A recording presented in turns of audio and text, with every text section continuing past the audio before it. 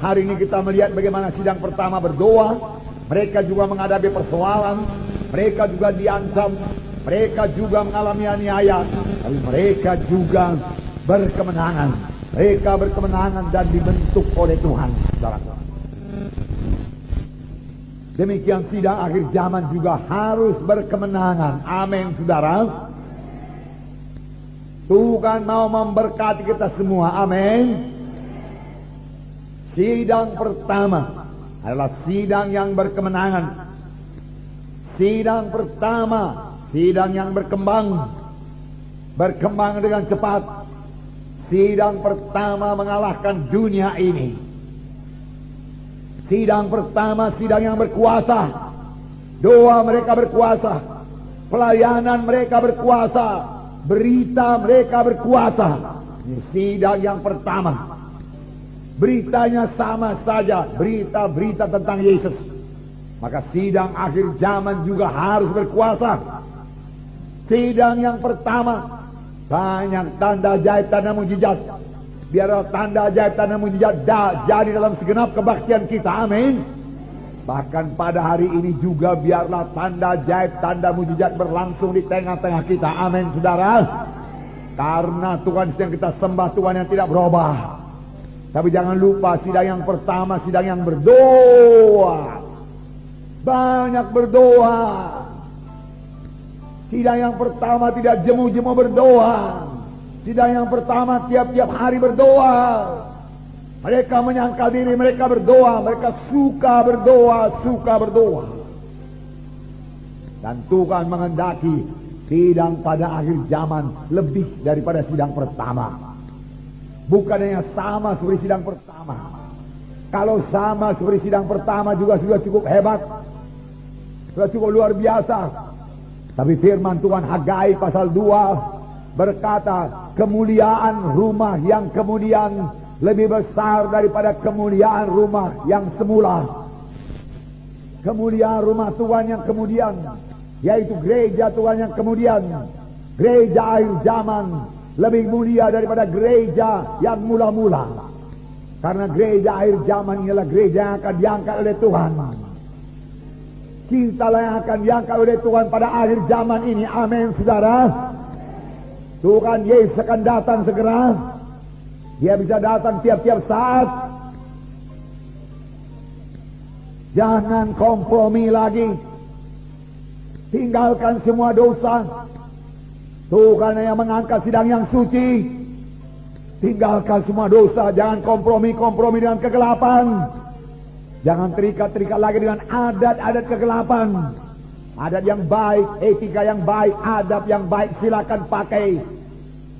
Tetapi adat yang kegelapan tolak semua di dalam nama Yesus. Amin, saudara. Pujilah Tuhan. Supaya kita ikut terangkat waktu Yesus datang kedua kali. Pada waktu murid-murid bertanya, Tuhan, kapankah kedatanganmu yang kedua kali? Tuhan Yesus berkata, pada waktu kamu lihat pohon ara bertunas, kamu tahu musim panas sudah hampir. Ini sudah akhir zaman. Biarlah kita hidup benar di hadapan Tuhan. Amin, saudara. Betul-betul melaksanakan kehendak Tuhan. Kalau berdoa dengan sungguh-sungguh, sama sebagaimana firman Tuhan minggu yang lalu. Bersungguh-sungguh berdoa. Kalau melayani dengan bersungguh-sungguh melayani. Kalau bersaksi dengan sungguh-sungguh. Jangan malu mengaku Tuhan Yesus. Hidup benar, hidup suci. Tinggalkan semua kegelapan. Sehingga berkat Tuhan juga tidak terhalang kepada saudara. Tidak tersendat-sendat datang kepada saudara. Supaya kutuk dosa dibebaskan dari saudara sekalian. Hidup yang baru, hidup berkemenangan, hidup yang berhasil jadi milik saudara. Yesus mati bukan untuk satu sidang yang lemah. Yesus tidak mati buat sidang yang kompromi. Bukan itu maksud Tuhan. Bukan satu gereja yang plin-plan. Bukan satu gereja yang kompromi dengan kegelapan. Itu bukan kehendak Tuhan. Bukan untuk satu gereja yang mati, tidak ada kehidupan di situ. Bukan satu gereja yang lemah, yang tidak menjadi terang. Bukan. Yesus mati satu sidang yang hidup, sidang yang berani untuk anggota tubuh Kristus yang menjadi terang, menjadi saksi. Amin. Untuk itulah Yesus mati, membangun tubuh Kristus, membangun bangsa pilihan Tuhan, imam-imam yang berkerajaan. Firman Tuhan berkata, supaya kamu memberitakan kemuliaan Tuhan sampai Ia datang. Haleluya, saudara. Itulah dia maksud Tuhan. Satu sidang yang suci, satu sidang yang kuat, satu sidang yang tidak kompromi, satu sidang yang tidak lemah, satu sidang yang bersaksi, yang tidak malu mengakui Yesus sebagai Tuhan dan Juru Selamatnya. Ini kehendak Tuhan. Dan ini, saudaraku, sudah bertambah-tambah jadi di dalam sidang Gereja Kemenangan Iman Indonesia ini. Amin. Amin. Haleluya, haleluya. Tetapi bukan berarti pula tidak ada kesukaran, bukan berarti tidak ada penderitaan, tidak ada ujian, tidak ada pencobaan. Bukan. Harus ada pencobaan, harus ada penderitaan. Tapi bukan penderitaan karena dosa, bukan penderitaan karena penyakit, bukan penderitaan karena kutuk dosa. Jesus, Tuhan Yesus mau mengangkat semua penyakit saudara. Amin. Tuhan Yesus mau mengangkat semua kutuk dosa, bahkan sudah mengangkat semua kutuk dosa. Amin. Sudah. Mari bebas. Percayai firman Tuhan ini. Bebas dari kutuk dosa. Supaya anak cucu saudara juga bebas daripada kutuk dosa. Itu yang menghambat kita maju. Kutuk dosa yang menghambat kita untuk keberkatan. Karena kutuk dosa dari dosa. Kalau dari dosa dari setan, setan tidak suka anak Tuhan keberkatan. Mari maju dalam Tuhan. Jadi ada ujian, ada pencobaan, tapi dalam pencobaan itu kita berserah, bersandar kepada Tuhan. Amin. Ini kehendak Tuhan, saudaraku. Kalau tidak ada aniaya, kalau tidak ada pencobaan, kalau tidak ada ujian, maka kekristenan kita akan terus bayi rohani, anak-anak terus.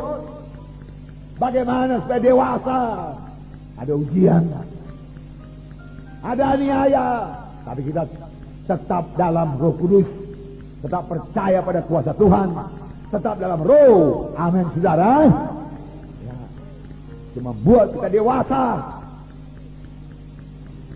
Kerap kali datang aniaya membuat kita bertambah-tambah berdoa. Dan kalau kita bertambah-tambah bersungguh-sungguh berdoa, kita tahu Tuhan pasti memberkati orang yang berdoa. Amin. Ya, luar biasa Tuhan kita itu. Nah, sidang pertama juga tidak luput daripada aniaya, tidak luput daripada penderitaan. Saya membacakan, mari kita baca Kisah Rasul pasal 4 ayat 23 sampai 35. Dapat saudara, mari kita baca bersama-sama Kisah Para Rasul pasal 4 ayat 23 sampai 35. Mari kita baca. Sesudah dilepaskan, pergilah Petrus dan Yohanes kepada teman-teman mereka. Lalu mereka menceritakan segala sesuatu yang dikatakan imam-imam kepala dan tua-tua kepada mereka. Ketika teman-teman mereka mendengar hal itu, berserulah mereka bersama-sama kepada Allah, katanya, "Ya Tuhan, Engkaulah yang menjadikan langit, bumi, laut dan segala isinya. Dan oleh Roh Kudus, dengan perantaraan hamba-Mu Daud, Bapa kami, Engkau telah berfirman, mengapa rusuh bangsa-bangsa, mengapa suku-suku bangsa mereka-reka perkara yang sia-sia, raja-raja dunia bersiap-siap, dan para pembesar berkumpul untuk melawan Tuhan dan yang diurapinya. Sebab sesungguhnya telah berkumpul dalam kota ini Herodes dan Pontius Pilatus, beserta bangsa-bangsa dan suku-suku bangsa Israel melawan Yesus hamba-Mu yang kudus, yang Engkau rapi, untuk melaksanakan segala sesuatu yang telah Engkau ketentukan dari semula oleh kuasa dan kehendak-Mu. Dan sekarang ya Tuhan, lihatlah bagaimana mereka mengancam kami, dan berikanlah kepada hamba-hamba-Mu keberanian untuk memberitakan firman-Mu. Ulurkanlah tangan-Mu untuk menyembuhkan orang, dan adakanlah tanda-tanda dan mujizat-mujizat oleh nama Yesus hamba-Mu yang kudus. Dan ketika mereka sedang berdoa, goyanglah tempat mereka berkumpul itu, Dan mereka semua penuh dengan Roh Kudus. Lalu mereka memberitakan firman Allah dengan berani. Adapun kumpulan orang yang telah percaya itu, mereka sehati dan sejiwa, dan tidak seorang pun yang berkata bahwa miliknya sendiri, tetapi segala sesuatu adalah kepunyaan mereka bersama. Dan dengan kuasa yang besar, rasul-rasul memberi kesaksian tentang kebangkitan Tuhan Yesus, dan mereka semua hidup dalam kasih karunia yang melimpah-limpah. Sebab tidak ada seorang pun yang berkekurangan di antara mereka, karena mereka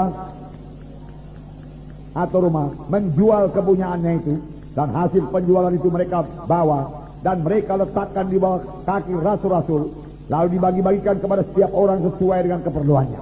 Puji Tuhan. Nah saudara, ini sidang pertama. Firman Tuhan berkata setelah dilepaskan. Dilepaskan dari mana ini? Mereka ditangkap oleh mahkamah agama, diadili oleh mahkamah agama, dan diancam oleh mahkamah agama. Tidak boleh kebaktian, tidak boleh bicara tentang nama Yesus. Ini tertulis dalam ayat 18. Dan setelah keduanya disuruh masuk, mereka diperintahkan supaya sama sekali jangan berbicara atau mengajar lagi dalam nama Yesus.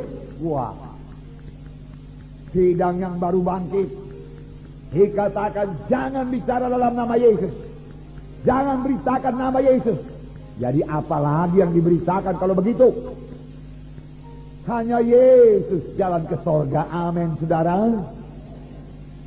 Firman Tuhan berkata bahwasanya kalau mereka menginjil, yang mereka bawa adalah berita-berita tentang Yesus, bukan yang lain. Sampai sekarang, waktu kebaktian Natal nanti juga, berita kita adalah berita-berita tentang Yesus, bukan yang lain. Sebab berita tentang Yesuslah yang berkuasa, bukan yang lain. Berita-berita tentang Yesus itu berita yang berkuasa. Beritakan. Tapi justru itulah yang dilarang oleh mahkamah agama. Jangan bicara tentang nama Yesus. Nama yang lain boleh. Mau bicara tentang Abraham, Ishak, Yakub, Elia, Elisa, Yesaya, Yeremia, Yeskiel, tidak persoalan. Tetapi jangan Yesus. Lihat tipu daya setan. Setan juga mau supaya sekarang ini gereja sangat jarang menyebut nama Yesus. Karena nama Yesus berkuasa, amin. Nama Yesus menghancurkan setan, amin. Dalam nama Yesus ada kebebasan, amin. Dalam nama Yesus ada kemenangan, amin. Itu yang tidak disukai oleh setan. Harus kita melarang, jangan bicara dalam nama Yesus, jangan bicara dalam nama Yesus. Tetapi Petrus berkata, tidak mungkin kami mematuhi engkau. Kami tidak bisa berhenti bicara tentang nama Yesus. Tantangan kami dan kami dengar. Lalu mereka mengancam rasul-rasul. Kalau bicara tentang nama Yesus, kami penjarakan, kami tangkap engkau. Apa yang terjadi? Baru ayat 23 berkata, setelah dilepaskan, pergilah Petrus dan Yohanes kepada teman-teman mereka. Lalu mereka menceritakan semuanya kepada teman-temannya. Dan ketika teman-teman itu mendengar hal tersebut, berserulah mereka bersama-sama kepada Tuhan. Lihat cara mereka cerita, cara mereka menceritakan persoalannya, bukan dengan roh yang putus harap, bukan dengan lemah-lemah. Mereka tidak berkata, saudara-saudaraku, kami ini baru dibebaskan daripada mahkamah agama, kami sudah ditawar, dan mahkamah agama berkata tidak boleh lagi bicara tentang nama Yesus. Bagaimana ini? Dia sudah dilarang bicara dalam nama Yesus. Kalau kita bicara dalam nama Yesus, kita dipenjara. Tidak mungkin lagi kita ini mengenapkan amanat agung. Tidak mungkin. Binasalah kita, nggak ada harapan, nggak ada harapan. Tidak mungkin, tidak mungkin. Mereka tidak berkata demikian. Mereka orang-orang yang menang. Mereka menceritakan, kami baru kembali daripada mahkamah agama. Dan mereka memang melarang kita memberitakan nama Yesus. Tapi kita harus mematuhi apa yang diperintahkan Tuhan kepada kita. Yaitu kita harus menggenapkan amanat agung, membawa Injil ke seluruh penjuru bumi. Oleh sebab itu saudara jangan takut. Kita pasti menang. Tuhan beserta dengan kita. Tidak ada lebih besar daripada Tuhan Yesus. Begitulah mereka berkata, amin. Nah, lalu apa yang terjadi? Nah, saudara juga jangan berkata negatif. Jangan berkata nggak mungkin. Ada penyakit, matilah saya ini karena kanker saya. Tidak. Amin, saudara. Kanker engkau tidak berkuasa. Tuhan lebih besar daripada kanker dalam nama Yesus. Tumor kecilan kau dalam nama Yesus. Bila kau jamah aku pergi kau dalam nama Yesus. Sakit ginjal, darah tinggi. Oh, tidak bisa. Tidak bisa. Itu dulu manusia lama bisa kau sentuh. Ini manusia baru. Roh Kudus dalamku. Amin, saudara. Amin, saudara. Ya. Nah, itu setan penipu. Jadi lawan dia dalam nama Yesus. Ada kuasa dalam nama Yesus. Itu sebabnya setan tidak senang kalau anak-anak Tuhan bicara dalam nama Yesus. Firman Tuhan berkata, kalau kamu berbuat sesuatu, berbuat dalam nama Yesus. Kalau kamu minum sesuatu dalam nama Yesus, terima kasih buat minuman itu kan. Amin, minum. Waktu makan, terima kasih buat berkat menurut Tuhan. Kami terima. Sucikan semua dengan darah Yesus. Dalam nama Yesus kami makan. Amin. Dalam nama Yesus kami berdoa.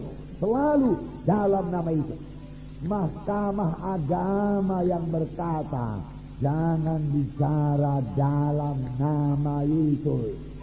Tahukah saudara bahwasanya mahkamah agama itu alat setan?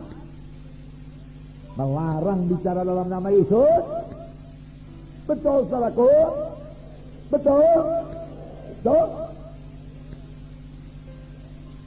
Tapi Petrus berkata tidak mungkin kami berhenti bicara dalam nama itu. Tidak bisa. Kami akan bicara terus. Nah, saudara tengkas dalam nama itu. Lalu ketika mereka mendengar hal itu, berserulah mereka. Berseru. Amin. Ada anak Tuhan harus belajar berseru. Apa saudaraku? Aduh, suaranya lembek sekali. Berseru. Yesus. Itu berseru. Amin. Itu berseru. Enggak ada orang. Ada saatnya berdoa tenang. Ada saatnya berseru. Kalau orang sudah mau mati, berseru. Beberapa orang di rumah sakit kami lihat wajahnya sudah mengerikan, mau mati. Mulai tertarik kehidupan daripada dia. Kami berseru, Yesus, tolong ini jiwa, hidupkan Tuhan di dalam nama Yesus. Yesus, dan dia hidup. Amin. Hidup. Sampai sekarang dia hidup. Terlambat. Setan sudah mencekik dia. Mau membunuh. Rebut. Sentakan. Amin. Firman Tuhan. Banyak firman Tuhan berkata berseru. Berseru. Tapi inilah yang ditutup oleh gereja tradisi, supaya orang-orang jangan berseru. Kalau keadaan sudah genting, berseru.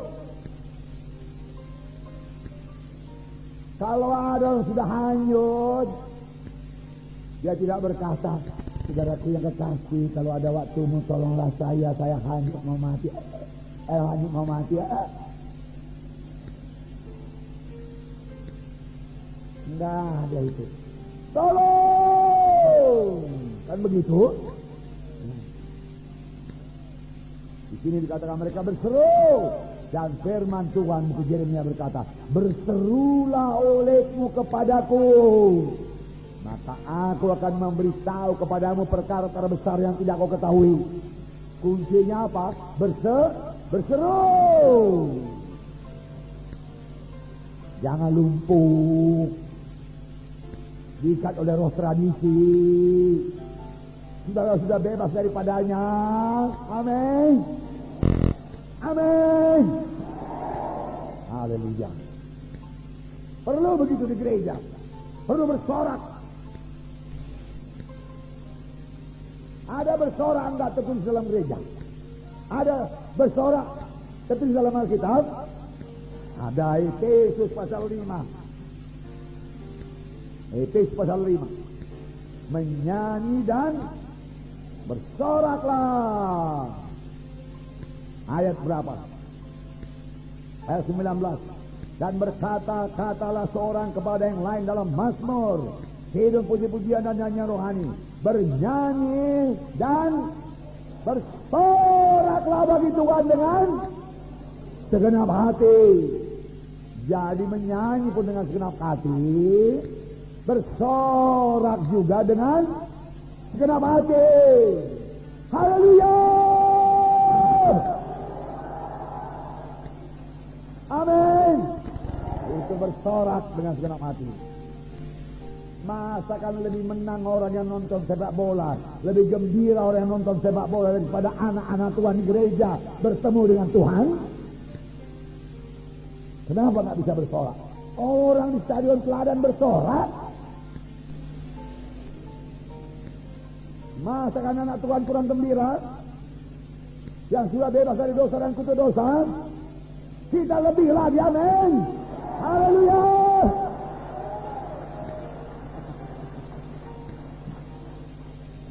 Haleluya. Puji Tuhan.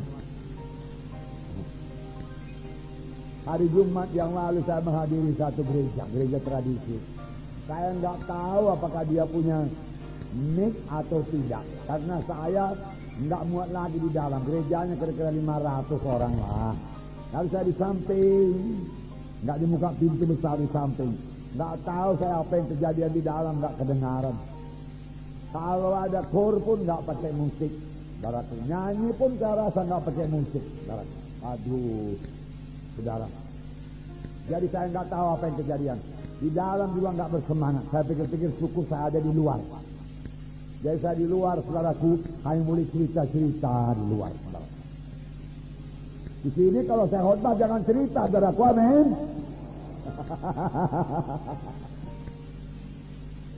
Nah, kasihan.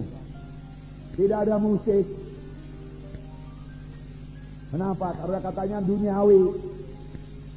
Saudara, musik itu tergantung kepada orang yang memainkannya. Amin.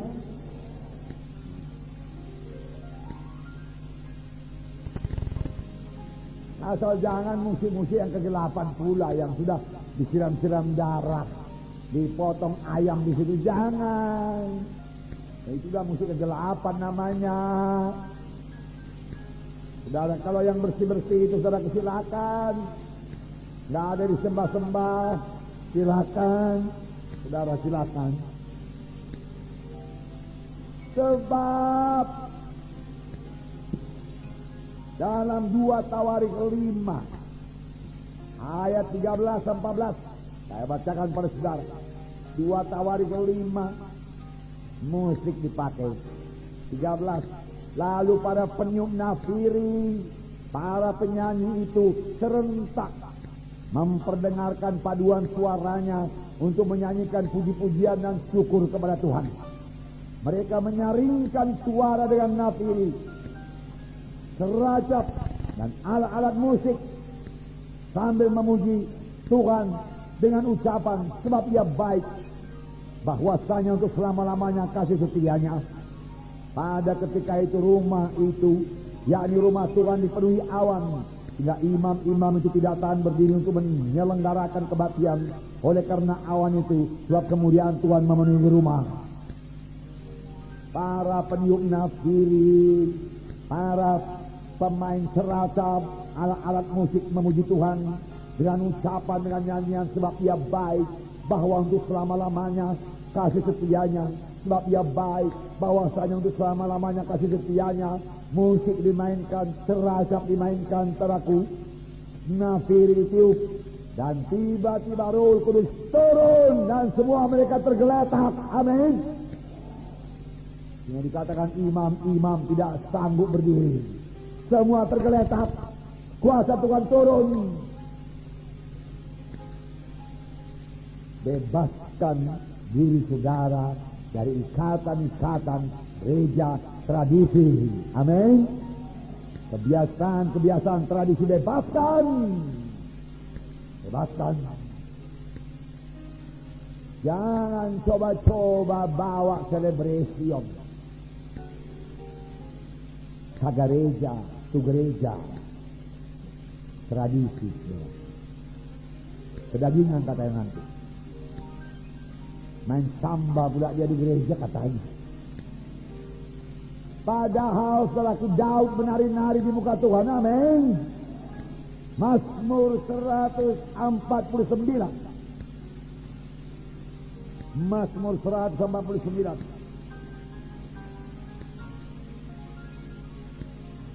Ayat 1 mulai. Mazmur 149 ini dimulai dengan ucapan haleluya. Amin. Mazmur 150 juga dimulai dengan ucapan haleluya. Amin. Jadi haleluya itu tertulis dalam firman Tuhan. Amin. Ya. Haleluya. Nyanyikanlah bagi Tuhan nyanyian baru. Pujilah dia dalam jemaah orang-orang saleh. Biarlah Israel bersuka cita atas yang dijadikannya, atas yang menjadikannya. Biarlah Bani Sion bersorak-sorak atas raja mereka. Biarlah mereka memuji-muji namanya dengan tari-tarian. Sekali lagi ayat 3 saya baca, ayat 3 dengarkan. Lihat Alkitab saudara.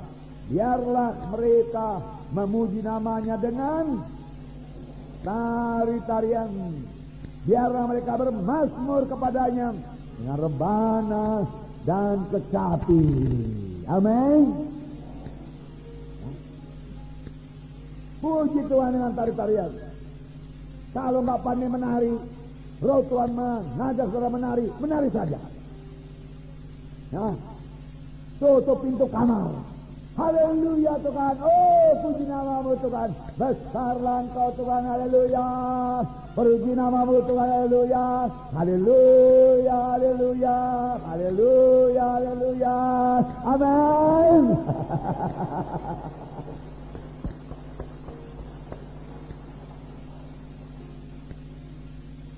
Apa salahnya, saudara? Antara saudara dengan Tuhan aja kan? Tuhan tak akan menertawakan saudara. Tuhan tak akan bilang langkahnya salah itu.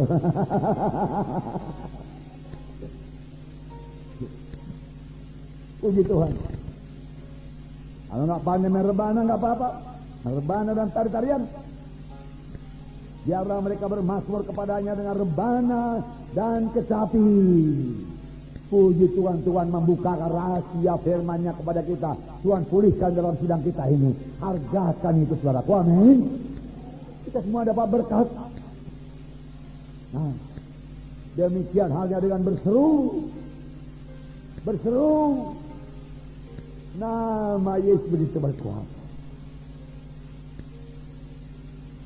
Kadang-kadang saya berdoa hanya menyebut nama Yesus. Bukan mantra. Yesus. Syukur Tuhan. Haleluya. Lalu saya ingat berkat Tuhan telah menolong saya dalam satu perkara. Syukur Tuhan Yesus. Yesus. Terima kasih. Yesus. Terima kasih Tuhan. Berkatmu begini. Yesus. Di sini juga aku bersyukur Tuhan kau menolong kami. Yesus. Terima kasih. Terima kasih. Yesus. Terima kasih Tuhan. Terima kasih. Terima kasih. Tidak sulit berdoa. Amin. Tanda kita punya persekutuan dengan Tuhan. Yesus, aku cinta padamu Tuhan. Yesus, aku rindu Engkau Tuhan.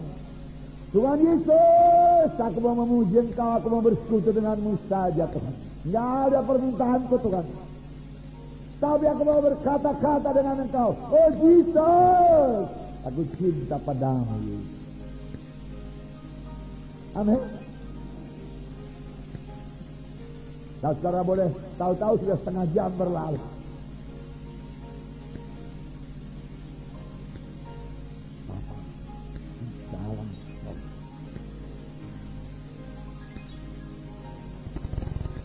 Dalam nama Yesus,